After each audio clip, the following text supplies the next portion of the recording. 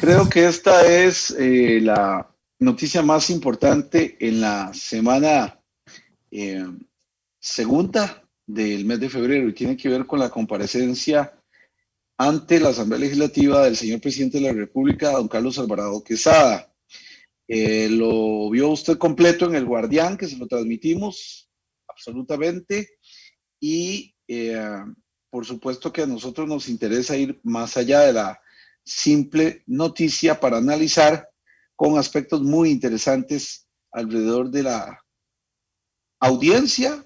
En algunos momentos llamaron una interpelación, pero bueno, esto constitucionalmente no es correcto. La Comisión Especial de Investigación, en el caso UPAT, no tiene esas potestades. Sin embargo, cuando ubica en el plenario legislativo la comparecencia del presidente, ya le da un matiz diferente. Con nosotros, el analista y politólogo, don Claudio Alpizar, para conversar con él sobre lo que le pareció fue la comparecencia del señor presidente de la República. Según un informe de la empresa Porter Novelli, generó muchas reacciones. 11,000 comentarios en sitios web, blogs, medios digitales, red social, Twitter y páginas publicadas de medios de comunicación en la red social de Facebook. Don Claudio, este fue el tema de la semana, el tema que convocó a propios y extraños a escuchar al señor presidente sobre el caso más sonado y creo que le va a tener repercusiones legales al mandatario don Carlos Alvarado Quesada. Gracias, Claudio, por atendernos. No, a vos, Richard, y un saludo a toda la gente que sigue el Guardián. Mira, yo diría que esta noticia es la noticia del año. Es la noticia que en marzo del año pasado nos tenía, febrero, marzo, todos los costarricenses en una situación de incertidumbre en cuanto al futuro del presidente, y el COVID vino a salvar al presidente de la República de ser la noticia del top 10 de los medios noticiosos de nuestro país y relegar un poco la atención que muchos le habíamos dedicado a un tema de espionaje ciudadano que se había generado a razón de una oficina ad hoc sin legalidad y sin ser parte de la institucionalidad costarricense que se había hecho en el corazón del Poder Ejecutivo en Casa Presidencial. Desde esa perspectiva, más bien, el COVID había enfriado de alguna manera el tema y ahora nuevamente con la comparecencia del presidente vuelve a tomar el color, el sabor y la dirección que corresponde en las investigaciones tanto legislativas como judiciales. 23 comentarios por minuto generó la comparecencia de muy largas horas, 9:30 hasta las 6 de la tarde, con una intermedio de una hora a la 1 de la tarde. El presidente de la República, en principio, y su equipo de trabajo hablaba de una interpelación, don Claudio. Tal vez para la mayoría de nosotros, ¿cuál es la diferencia entre una comparecencia y una interpelación? Que en la interpelación son los 57 diputados los que tendrían las posibilidades de preguntarle un debate reglado al presidente de la República por todo lo acontecido en relación del caso PAT, y sería en el Parlamento, en el plenario legislativo. La comparecencia es ante una comisión donde hay 7 diputados que son parte de la comisión. Ciertamente, los diputados que no son parte de la comisión pueden participar y hacer sus preguntas, pero el informe final que salga de esa comisión es aprobado solamente por los miembros de la comisión. En el caso particular de un impeachment, una comparecencia ante la Asamblea Legislativa, la decisión está en los 57 diputados y todos ellos tendrían derecho a voto y a juzgar al presidente tal y como corresponde.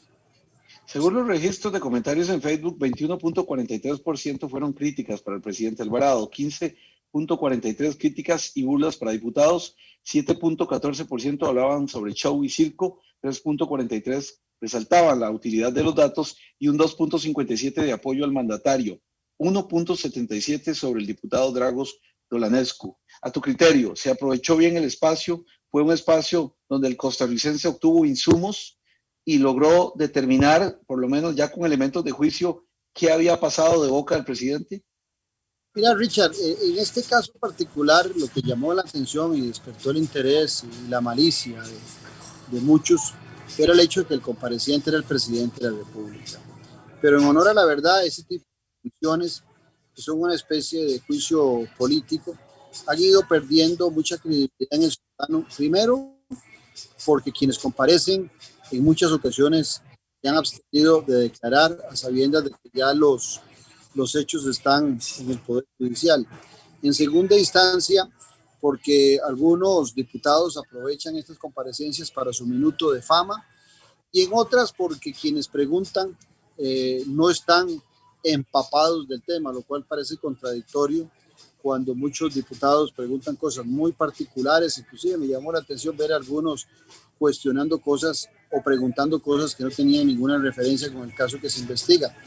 Y me parece que en nada cambia el panorama, nadie ganó, el presidente sigue muy cuestionado, el presidente sigue siendo el generador de dudas que ha sido desde el inicio de su gestión, y el caso de la UPAT él lo incentivó con solamente dos asuntos, cuando trató de minimizar todo lo pasado alrededor del caso, obviando la Oficina de Leyes y Decretos, obviando lo que había dicho el Ministerio de Planificación al respecto y minimizando el hecho a un tema de redacción que después también se vuelve patética el análisis del presidente cuando él dice que no leyó el documento, lo cual lo deja uno con grandes preocupaciones, porque pareciera que entonces el presidente se da cuenta de las malas redacciones solamente cuando se levanta roncha alrededor de un proyecto o de alguna idea y no hay los controles debidos al interno de Casa Presidencial.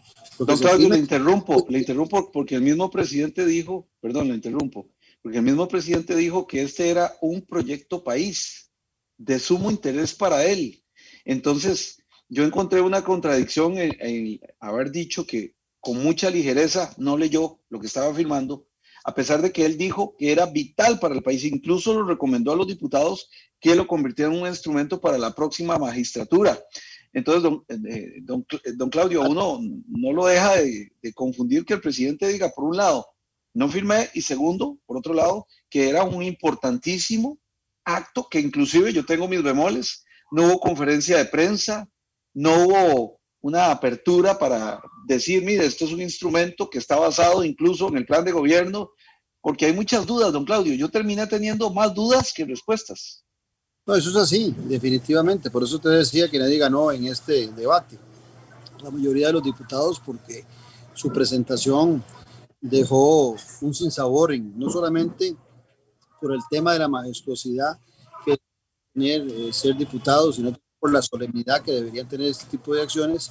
Pero si a eso le sumamos las preguntas que parecían preguntas poco profundas en la mayoría de los casos, y posiciones de los diputados, repito, buscando la frase o su minuto de fama para el aplauso, la gradería, y no el fondo de las grandes preocupaciones en relación a algo que es muy delicado, que es una violación constitucional, el tema de los derechos de la información privada que tenemos todos los ciudadanos.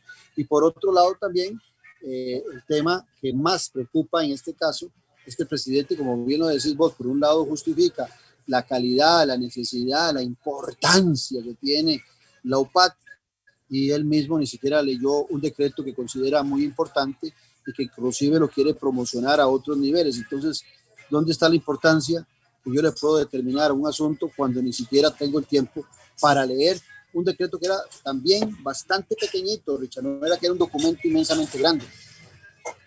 No, y lo estamos compartiendo, por supuesto, en el Guardián para que la gente lo vea y sepa que es así. Algo importante, don Claudio, lo que dijo el presidente podrá ser recogido por la Fiscalía. Esto es un dicho público que podrá ser usado. Sí, algunos de esos elementos me imagino yo que la Fiscalía debería estar atenta a lo que está aconteciendo en el plenario. Sin embargo, también son investigaciones totalmente independientes. Yo creo que ya la Fiscalía debería tener un caso muy avanzado y creo que no es necesario haber llegado a esta instancia para poder tener elementos sustanciales sobre un caso que tanto ha ocupado a los costarricenses por más de un año. A su criterio, don Claudio, como ciudadano, ¿usted siente que se vulneraron sus derechos como ciudadano?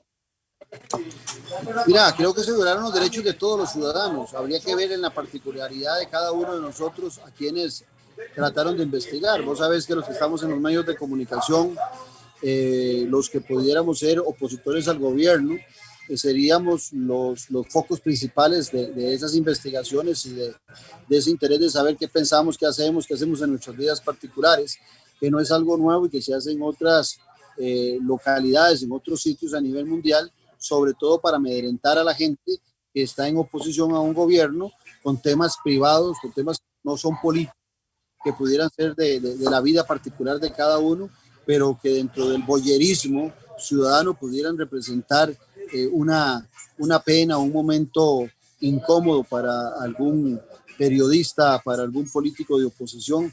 Entonces, en esa medida, sí es un tema sumamente delicado lo que el presidente de la República, con un grupo de jóvenes, quiso intentar, a lo mejor lo logró, investigar de cada uno de nosotros. No sabemos qué investigó, no sabemos a quiénes investigó, quién sabe si lo sabremos, pero sin duda lo más lógico es que aquellos que somos críticos y aquellos que somos oposición al gobierno de Carlos Alvarado seamos los del foco de mayor interés de investigación por la UPAT. Don Claudio, gracias por atendernos. Una última pregunta que tiene que ver con su asunto político. Guillermo Constella dice en Canal 7 que él es el único candidato del PLN. ¿Tiene alguna reacción de eso? No, me hace mucha gracia. Me hace mucha gracia que el expresidente del Partido de Liberación Nacional no tenga claro que la Asamblea General es el órgano más poderoso, el órgano más importante de cualquier partido político, y que ese órgano en diciembre pasado tomó una decisión y que esa decisión de variar y pasar la convención para el 6 de junio fue aprobada por la Asamblea y remitida nada más para el visto bueno y el análisis del Tribunal Supremo de Elecciones, y que estará saliendo pronto la resolución del Tribunal Supremo de Elecciones.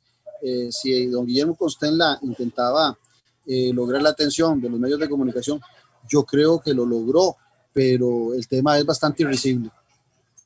Gracias, don Claudio, por atendernos.